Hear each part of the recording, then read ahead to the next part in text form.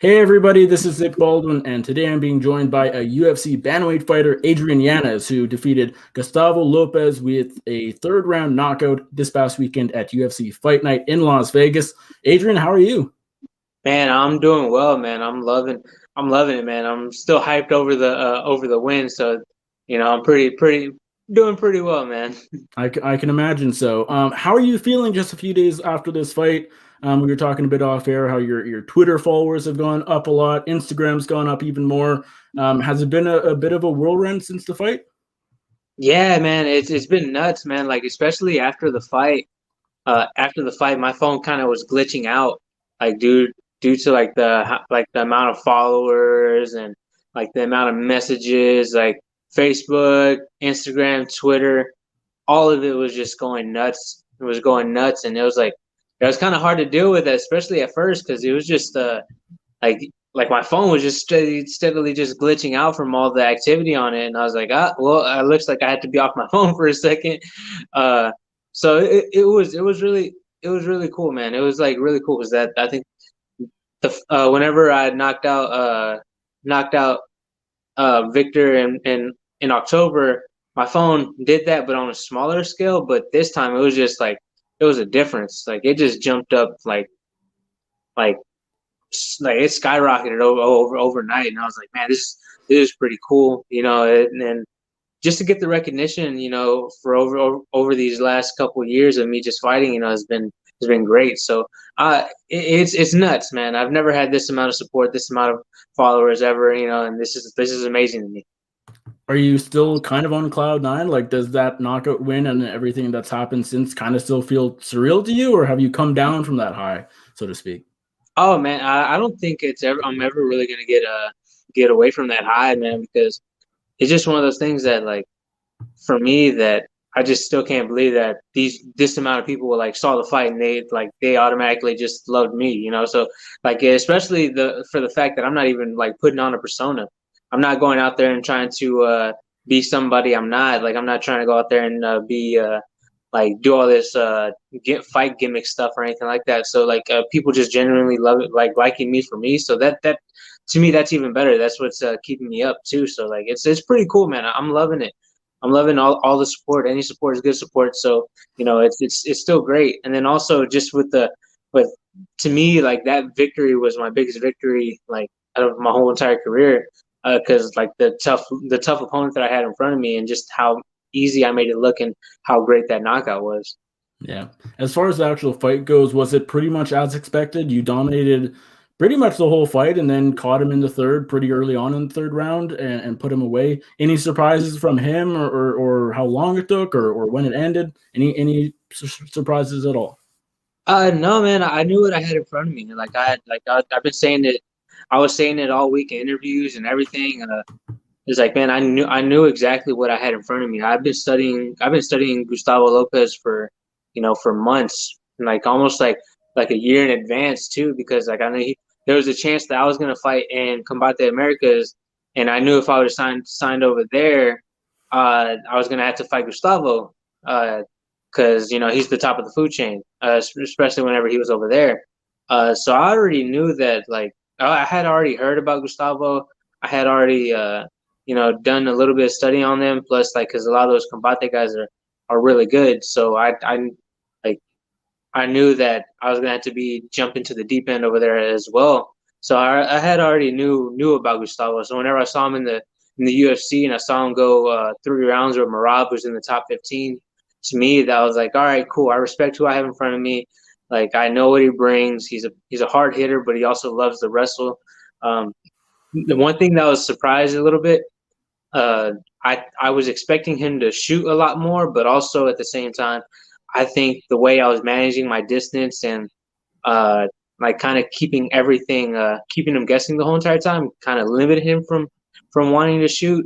Because the one shot that he did attempt, he was a little bit hurt, but he got nowhere near close to getting me down, and I think that kind of discouraged him. So it was there was a lot of things that played into it, but that performance was really well.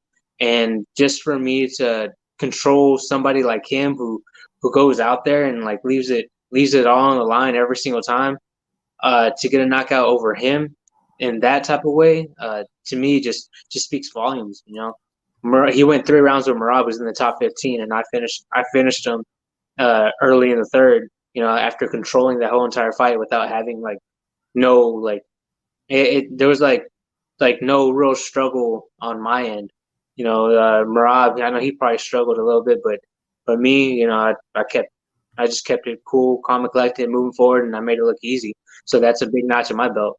Yeah. How would you compare this past fight week to your first one, first UFC fight week back in October? Just in the sense that, you know, maybe you're not a UFC veteran yet, but you've been there, done that. It wasn't, you know, brand new this time around. How would you compare the two experiences?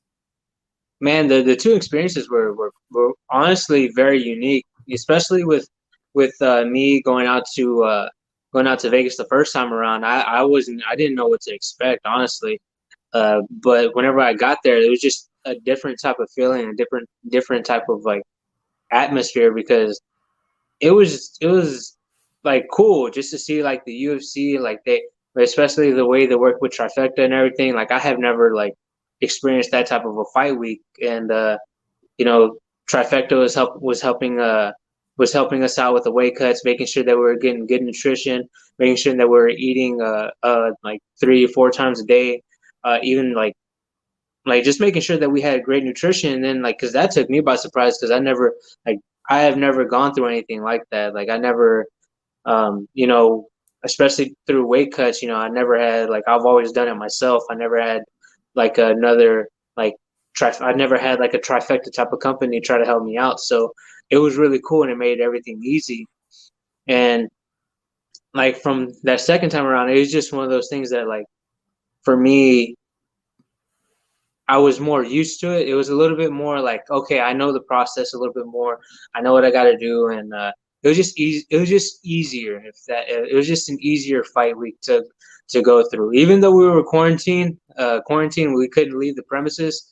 You know, the first time I came to Vegas, went to Vegas, I was able to walk around, go out and about, but this time we had to stay at the hotel the whole entire time, even after the COVID test. So they were just trying to make sure that all the fights stayed intact, and you know, so it was a little bit harder in that sense, because I was getting a little bit stir crazy just being in the hotel room. But you know, it was all cool, man. I like the fight.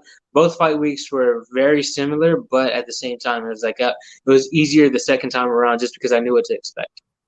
Maybe sitting in a bunker for 2 days straight makes it really unleash that energy once you actually step into the cage.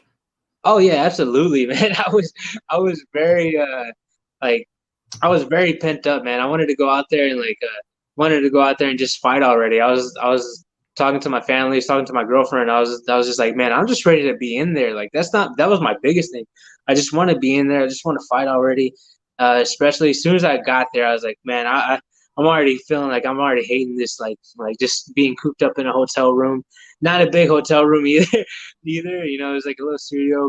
Me and my brother were sharing a room, so it was one of those that it was just we were just frustrated with just being in a room. And we were trying to get as many workouts in as we can just to keep us busy. Yeah. Now, obviously, your UFC debut back in October was very impressive. It was arguably sort of the bigger, more flashy KO, but this one, to a lot of people, really felt like your breakthrough performance. As you said, you know, the support on social media wasn't as big for the last one as it was or has been for this one. Does it feel that way to you? Like, does it feel like this is the one, this is the win that really started to put the rest of the division on notice? And if so, why? Oh yeah, man, absolutely. I absolutely feel that way, especially well, like my October, my debut, you know, it was a good fight. It was real good. You know, I went out there and I did what I had to do, especially like against the opponent that I had. You know, my opponent was a week's notice replacement, and you know, he's even though he's a tough guy, I can't deny the fact that he came from the Alaska MMA scene, and it's not if you're in MMA, we all know that the Alaska MMA scene isn't as big as like anywhere else in the United States. So it and if you looked at his record, you kind of could see that, you know, he hasn't fought the toughest fighters. That was his toughest fight, and for me, he wasn't my toughest fight at that point in time. You know, no disrespect to Victor. You know, I'm just like kind of just stating like the facts on the records and everything. But it was one of those. It was just one of those that like I kind of knew what I had to do, and the first fight went exactly how it's supposed to. You know, Sure. uh, so like no shade to Victor. It was I respect that guy for even stepping in there on a week's notice. Um, but Gustavo Lopez, I knew about. We were scheduled. We scheduled the fight back in November for March 20th. So we've like both of us been having to know like having to see each other's faces for like months on end. Like for about almost 4 months, we were just pretty much just like we knew who we had to fight. So it's a good thing like the fight's over with because we don't have to think about each other again. Uh, but he's a tougher fighter. Like I said, he went 3 rounds with Marab. 3 rounds with Marab. Like the guy's in the top that guy's in the top 15. That guy's in the top 15, and for good reason. That guy's really, really good. And he went 3 rounds with Marab, and then he goes out in his next fight. He fights Anthony Burchak, who had already had a UFC fight, who already had a UFC stint in his career, and he goes in there and he submits him in the first round. And then also, if you look at his fights before, when he was fighting in Combates, he was submitting people, he was knocking people out. Like so, I knew I had what I had in front of me, and Gustavo was a tough test, man. He's a super tough fighter, super freaking tough, man. He's like I knew what I had in front of me. So to me, like the way that performance planned out and the way it happened, like I couldn't have wrote it any better. I shut him out for 2 rounds, then put him out in the third. And everybody else is looking because he's more established, he's more well known. He's already had a couple fights in the UFC, and like his first loss in the UFC was to a ranked guy. On like a couple of days notice, and couple of days notice. For everybody, you're supposed to take him out in the first round, second round. Just like the way I did with Victor, but he went all three with a guy who's in the top 15. So to me, that just speaks volumes, and I think everybody else in the division knows. Everybody in the division knows that, hey, like this guy was tough, and they had months to prepare for this. So that guy's legit. So it was my coming out party. Especially, I was able to show a little bit more, and then also, if I didn't get out the first round, everybody still be like, "Well, how's this cardio? How's this?" So it showed a little bit more of my game, a little bit more like a little bit more. There's still a lot of things that people don't know about me, and I'm planning on keeping it that way. But they should know that I have great cardio and able to knock people out whenever I want. And to that point, I'm glad you brought that up. This was your first, you made it to the third round where your first UFC fight was ended, really quick in the first round. Now you've gone to decisions before on the regional circuit, but this was the longest UFC fight you've had. Did you like going that far into the fight just to show people, hey, I can go 3 rounds. I can sort of do more than just land a big punch in a few minutes. Oh yeah, absolutely. I do like getting cage time. I just don't like getting hit. I don't want to get Yeah. hit. That's my biggest thing is I can go back and critique my performance on that Gustavo fight all day long just by how many times I've gotten hit. But honestly, like I'm glad that I was able to get into the third round. Like I wasn't breathing hard. I was cool, calm, and collected. I was relaxed every single time, and like in that third round when I knocked him out, like I was like it just felt like I felt like I was just walking through the park, like with how relaxed I was and with how like my breathing control was. I I was honestly expecting a little bit more. Like I was expecting myself to be like in the third round be like breathing harder, breathing heavier, but it just didn't happen. So I was really impressed with my own cardio. So just to feel the way I felt in the third with not breathing hard, just like kind of be like, huh. I felt like I'm like just walking through the park. So that was pretty cool. But it's cool. I like going a little bit extra, but every single time I step in there, man, I want to get the knockout just because the extra 50K is always great.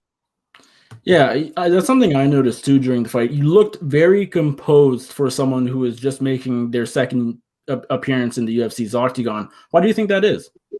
Man, it's a lot of things, man. I keep myself really composed. I like we drill like the worst spots all the time.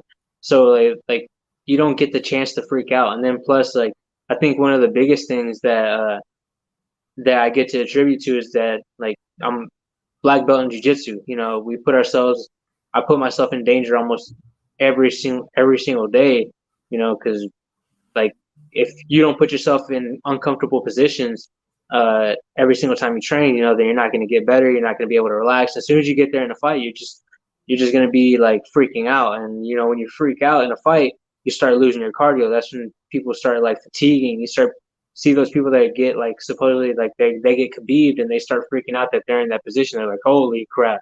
So, you know, they start like freaking out. They start losing their cardio. And me, man, I'm like, since I've already drilled those a lot of those positions, man, like consistently on a day-to-day basis, that it's just like I'm not afraid of it. I'm not like I'm not. I'm like and then also too, I can go back to my second pro fight where I had my jaw broken and I finished all the way finished the fight in the we win all three. You know, we win all three rounds.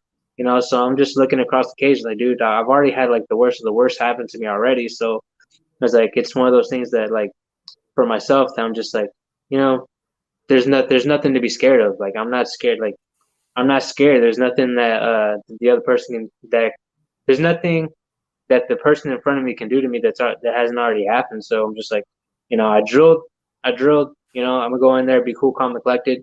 I really don't care that it's in front of like millions of people that are watching. You know, it's really really cool, but you know, all that's not even in my head. You know, I'm just there for a fight. You know, and I'm super dialed in, super focused, and that's the biggest thing that I get to attribute to all this is just being super like hyper focused into the fight. You know, if you look at me and you look at him during the fight, he was looking at me, he'd be smiling. You know, I don't know if he was trying to play mind games or whatever he was trying to do, but for me, it was like I was there for business. Like I wanted to go in there and snipe this guy out, and that's exactly what I did. You know, so it's a lot of things, but it's mainly me just being there for business and not being scared of what's in front of me. Do you think it might be a little tough getting fights moving forward? And the reason I ask is because you're in one of those situations where, you know, this is still only your second UFC fight. You're maybe not the biggest name yet, but you're kind of looking like a veteran out there. And so for those top 10, top 15 guys, it's kind of like that higher risk, low reward kind of opponent. Do you think some guys might turn you down, you know, as you're trying to work your way up the ladder? Oh yeah, I'm gonna have that Rob Font effect. You know, that guy was the dark horse of the division for the longest. You know, and there's a new dark horse, man. It's gonna be me. So I don't care. And it's only gonna benefit me because I'm gonna know who's scared and who's not. You know, I think it's one of those things that if you're a fighter, you fight anybody in front of you. So to me, like it doesn't matter. Uh, and I don't think I'm gonna have problem finding fights just because a lot of people are gonna be like, well, like we still haven't seen this ground game, we still haven't seen this, still haven't seen this or that. You know, there's like everybody's gonna be looking back and they're gonna do what Gustavo did and just look at the hype, and they're not really gonna look at my skills. They're gonna be like, what's so good about this guy? And then they're gonna forget all the skills that I had, you know, because that's exactly what Gustavo did. He looked at all my hype and was like, and like completely just forgot about my skill, and you know that's what, and you end up getting what happened to Gustavo. He got knocked out. So to me it doesn't really matter. I know I'm going to be able to find a fight either way because I know in this division you got a division full of killers, and you know a lot of those guys really don't care who they fight. They just want to be in front of somebody. So to me, I'm cool with it. Like I'm cool with being a dark horse in a division where everybody wants to fight everybody. So it's just going to make me look a lot better whenever nobody wants to fight me. But I don't think I'm going to have a problem finding any fights. Now you're 2 for 2 on $50,000 performance bonuses. What kind of impact has that had on your life already? Oh man, it's helped me financially and being able to train full time. You know, whenever I was working full time, you know, I wasn't even making that type of money. So to me, that it's helped me out in that sense. So for me, it's just helping me. It's just helping me being able to train full time. That's that's my biggest thing because you know the more time I get to train, the more time I get to actually, you know, improve my skills, improve my skill set, you know, just improve my cardio, improve on a lot of things. This is like the first training camp I've had where I just strictly just dedicated to this fight. I didn't have to worry about work. I didn't have to worry about anything else. I was just worrying about fighting, and you can see the results. I made this performance look really, really clean and came out with the KO. So it's very beneficial for me. It's been very beneficial for me. And then once I don't have to fight for money and just fight, just because of the love for it, just imagine how much better I'm gonna be. Because that's my ultimate goal, is not having to fight for money, just fighting because I want to fight. Uh, Fighting just because I want to fight, and like for me, like it's fun. The money's great. Like, don't get me wrong. Like I'll fight. Like if you were telling me $100,000 right now tomorrow, I'd fight. Or like you just said, like in 3 months you get to fight for $1 million. Of course, I'm gonna fight. But at the same time, like if I get that $1 million fight, I get to put that money away. I get to invest it where I can like live off the money for the rest of my life and create like passive income and everything and invest it and all that stuff. Like, yeah, I'm gonna do that, but I'm still gonna fight. Like I'm still gonna fight just because it's what I love to do. It's like it's a lifestyle for me, and that's what I really want to do. How quickly do you want to sort of move along? As we said, you're still only 2-0 in the UFC, but a lot of people, have pretty high expectations already. Do you want like a top 15 opponent in the next couple of fights? Are you hoping to move along? Take your time. What are you sort of seeing for yourself in terms of how quickly or how slowly you want to move along in the division? Man, for me, it's either one. If I want to be super smart about this, I'll take it. I'll take a step at a time. I would take a step at a time just because this was my first time like doing a full training camp just dedicated to fighting.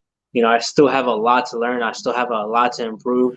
I can always go back and pinpoint things that I need to work on. And like, especially with this fight, I think in the first round, he landed like close to 14 punches. And then in the second round, he landed like landed close to 5. And I want to make those numbers 0. That's exactly what I want to do. So I don't mind taking my time up the ladder, but if they want to shoot me up and give me a top 25 guy, too, that's cool.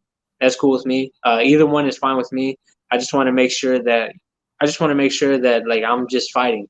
Uh, like I want to make sure I get that May 15th card, and honestly, I think David Grant would be a good fight. Nate Maness would be a good fight, just because I think those guys would be able to test me, be able to see where I'm at, skill wise and what I need to work on. Definitely do think I'd beat both those guys. So honestly, I don't care if I had to move up step by step, or if they want to just shoot me shoot me up to the front of the line with the cool kids and everything. But to me, it just really doesn't matter, because I know I'm gonna have to fight anybody. I'm gonna have to fight anybody and everybody. So it just really doesn't matter to me. And last thing for you, Adrian, you mentioned after the fight that you hope to get on that Houston card on May 15th. You just mentioned it again now. How would you feel about being part of the first event in your home state with fans since COVID started? Man, I think I'm like super excited about it. Like I really want that fight to happen. There's a lot of like personal reasons why I want to fight on that card. But like with all the implications of this being the first one where everybody gets to come back, full stadium, full everything, get to hear the crowd. That's one thing I haven't had in about a year and a half, being able to fight with the crowd. So to me, like I would really want to. I think that's the only thing that I think that's the only thing that's missing out of like my UFC career.